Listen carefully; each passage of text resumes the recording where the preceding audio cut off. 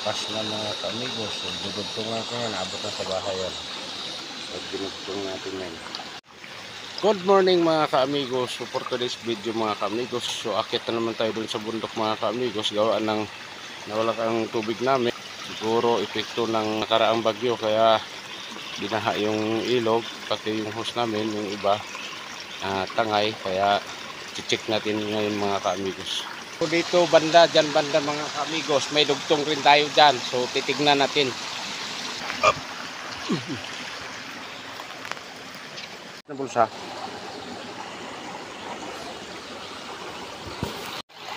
Dito nga tayo mga ka-amigos, ilog, kaso mahina, baka nabarahan yung hose natin gawa ng nagbabaha ng anong nakaraan mga ka-amigos. Mahina, ganun pa rin. Kahit lang ako nilagay ko nila. Ay, pulis yan. Barado na tayo dyan.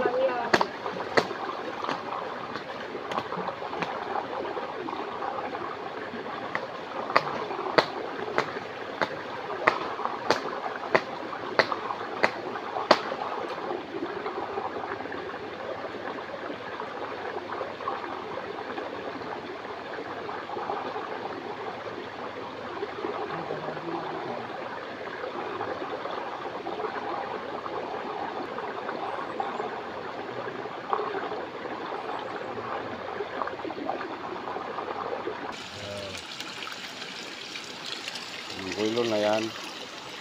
Ayan ang bakigos, bumuelo na. Hintayin muna natin yung steady yung buelo niya mga ka-amigos bago natin idugtong yung hose. Yan.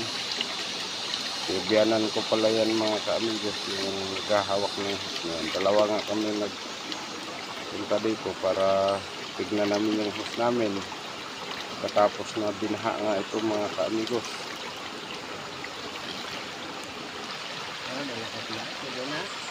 Bino yan.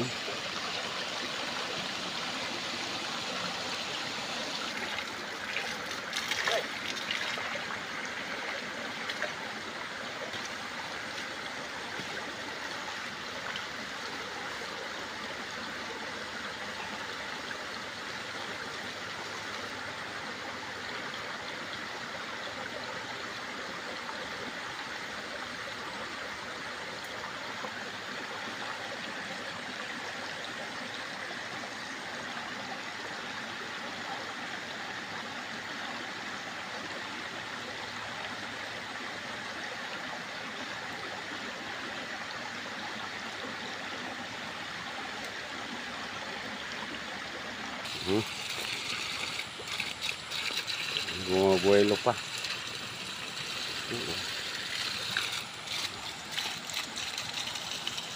Hindi si Bianan kumukuha na ng kahoy, nagbuhat na ng panggatong na kahoy. Ako naman ay itutuloy ko ito. I-check natin lahat ng mga dugtungan dito mga ka-amigos. Lahat ng dugtungan yan, bumuelo yung tubig para malakas yung agos doon sa bahay.